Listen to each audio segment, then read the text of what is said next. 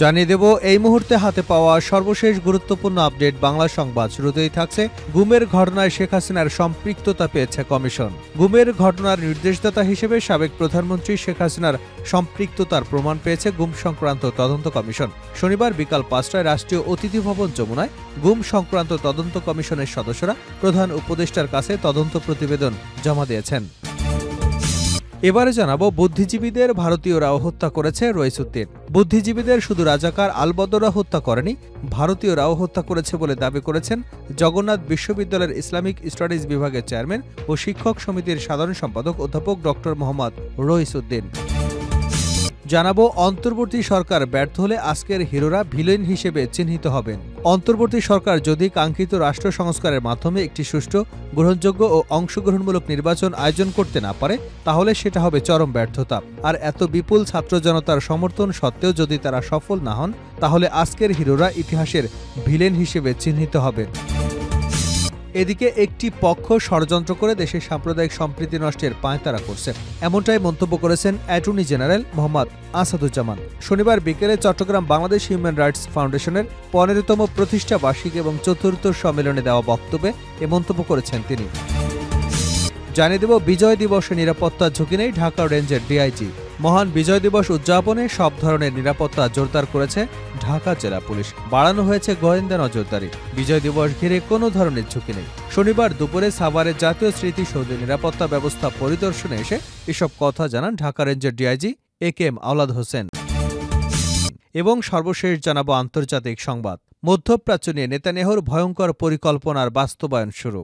গেল বছর হামাসের অপারেশনাল আকসা ফ্লাডকে অজুহাত বানিয়ে গোটা গাজা উপত্যকাকে নরকে পরিণত করেছে দখলদার ইসরায়েল। এখানেই থেমে থাকেনি নেতানিয়াহু, তার বাহিনী নির্বিচার হামলা করেছে সীমান্তবর্তী লেবাননেও। এবার আসাদ সরকারের পতনের পর গুড়িয়ে দেওয়া হয়েছে সিরিয়ার সামরিক শক্তি। নিজেদের নিরাপত্তার স্বার্থে এমনটা করেছে বলে জানিয়েছে তেল আবিব। তবে এমন আগ্রাসনের আড়ালে ভয়ঙ্কর এক খেলার ইঙ্গিত পাওয়া যাচ্ছে যা পাল্টে দিতে পারে গোটা দুনিয়ার সমীকরণ।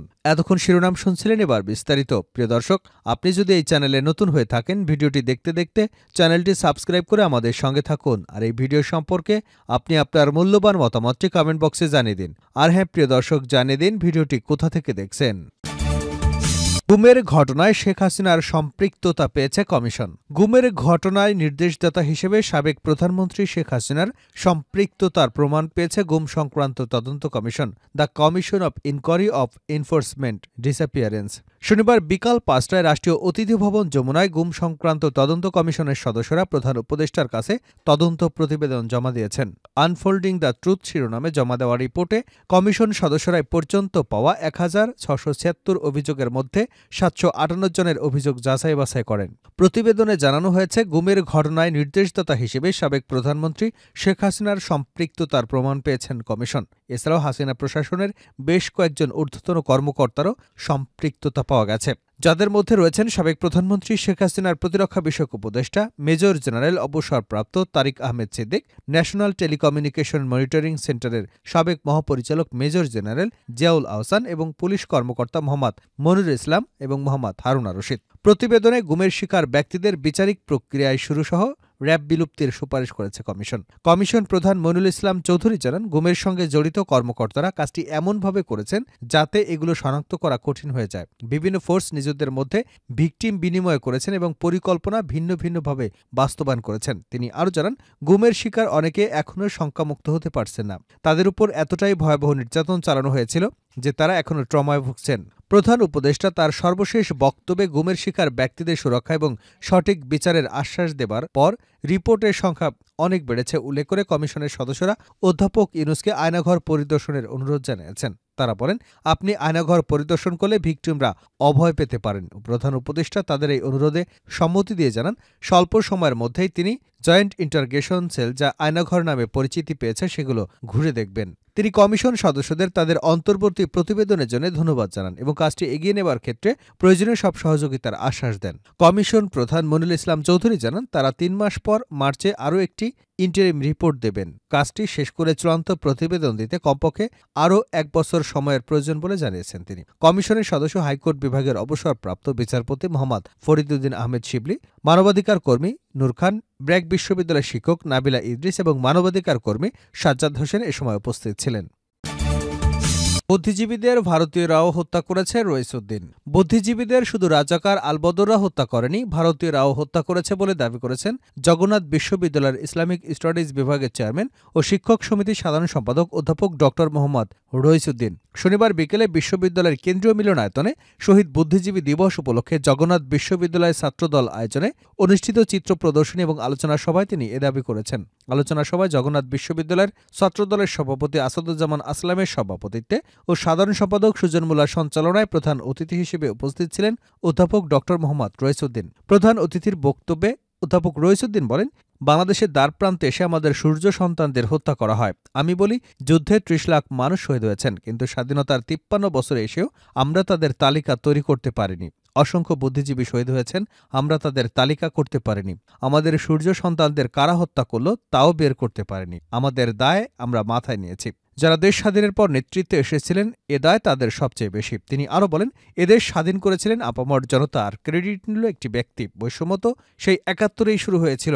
আমাদের সত্যিকার অর্থে এদেশকে ভালোবাসতে হবে। এদেশের কতিপয় লোক ভারতীয় স্লোগান দিলে খুশি হয়, আবার এক শ্রেণীর লোক পাকিস্তানের নাম করলে খুশি হয়, কিন্তু শহীদ প্রেসিডেন্ট জিয়াউর রহমানের আদর্শকে যারা ধারণ করে তারাই এদেশকে সত্যিকারের ভালোবাসে। অন্তর্বর্তী সরকার ব্যর্থ হলে আজকের হিরোরা ভিলেন হিসেবে চিহ্নিত হবেন এবি পার্টি। অন্তর্বর্তী সরকার যদি কাঙ্ক্ষিত রাষ্ট্র সংস্কারের মাধ্যমে একটি সুষ্ঠু, গ্রহণযোগ্য, অংশগ্রহণমূলক নির্বাচন আয়োজনে ব্যর্থ হয়, তাহলে সেটা হবে চরম ব্যর্থতা। আর এত বিপুল ছাত্র জনতার সমর্থন সত্ত্বেও যদি তা সফল না হয়, তাহলে আজকের হিরোরা ইতিহাসের ভিলেন হিসেবে চিহ্নিত হবেন। শনিবার উত্তরবঙ্গের জেলা শহর নীলফামারী সদর উপজেলার কচুকাটা হাইস্কুল মাঠে এবি পার্টি আয়োজিত সমাবেশে এসব কথা বলেন দলের সদস্য সচিব মুজিবুর রহমান মঞ্জু। এবি পার্টি নীলফামারী জেলা আহ্বায়ক মৌলানা লিয়াকত আলীর সভাপতিত্বে এবং সদস্য সচিব অধ্যাপক আলতাফ হোসেনের সঞ্চালনায় অনুষ্ঠিত জনসভায় বিশেষ অতিথি হিসেবে বক্তব্য রাখেন দলের অন্যতম শীর্ষ নেতা যুগ্ম সদস্য সচিব ব্যারিস্টার আসাদুজ্জামান ফুয়াদ। মুজিবুর রহমান মঞ্জু আরও বলেন, আওয়ামী লীগ দীর্ঘমেয়াদে যে ফ্যাসিবাদ কায়েম করেছে, তার প্রভাব থেকে জাতি এবং রাষ্ট্রকে মুক্ত করতে অনেকগুলো মৌলিক সংস্কার দরকার। এর জন্য অবশ্যই সময় লাগবে। সমস্যা হচ্ছে, সংস্কারের পাশাপাশি সুশাসন নিশ্চিত করতে না পারলে যত সময় যাবে ততই এই অন্তর্বর্তী সরকার জনপ্রিয়তা হারাবে। তখন সংস্কার এবং নির্বাচন উভয়টাই ঝুঁকির মধ্যে পড়বে। দেশের ২৮ লক্ষ কোটি টাকা পাচারের কথা উল্লেখ করে তিনি বলেন, এ টাকা পাচার না হলে আজ সমাজে এত অভাব বৈষম্য থাকত না। তিনি ভারতের উগ্র সাম্প্রদায়িক শক্তির উস্কানিকে সকল ধর্মের লোকদের ঐতিহ্যগত সম্প্রীতি বজায় রাখবার আহ্বান জানান।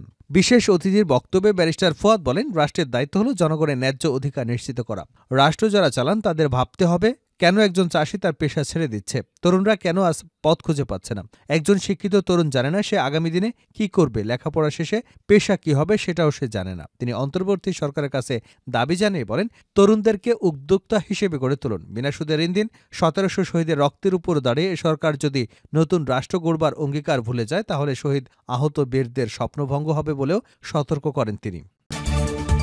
একটি পক্ষ ষড়যন্ত্র করে দেশে সাম্প্রদায়িক সম্প্রীতি নষ্টের পায়তারা করছে। একটি পক্ষ ষড়যন্ত্র করে দেশে সাম্প্রদায়িক সম্প্রীতি নষ্ট করবার পায়তারা করছে বলে মন্তব্য করেছেন অ্যাটর্নি জেনারেল মোহাম্মদ আসাদুজ্জামান। শনিবার বিকেলে চট্টগ্রামে বাংলাদেশ হিউম্যান রাইটস ফাউন্ডেশনের ১৫তম প্রতিষ্ঠা বার্ষিকী এবং চতুর্থ সম্মেলনে দেওয়া বক্তব্যে এ মন্তব্য করেন তিনি। অ্যাটর্নি জেনারেল বলেন, বিগত সময়ে আওয়ামী লীগ সংবিধানের নামে, মুক্তিযুদ্ধের নামে দেশে গণতন্ত্র হত্যা করেছিল, ভোটাধিকার হরণ করেছিল। মোহাম্মদ আসাদুজ্জামান বলেন, দেশে হিন্দু সম্প্রদায়ের সর্বোচ্চ নিরাপত্তা নিশ্চিত করা হয়েছে। সেখানে একটি পক্ষ ষড়যন্ত্র করে দেশে সাম্প্রদায়িক সম্প্রীতি নষ্ট করবার পায়তারা করছে।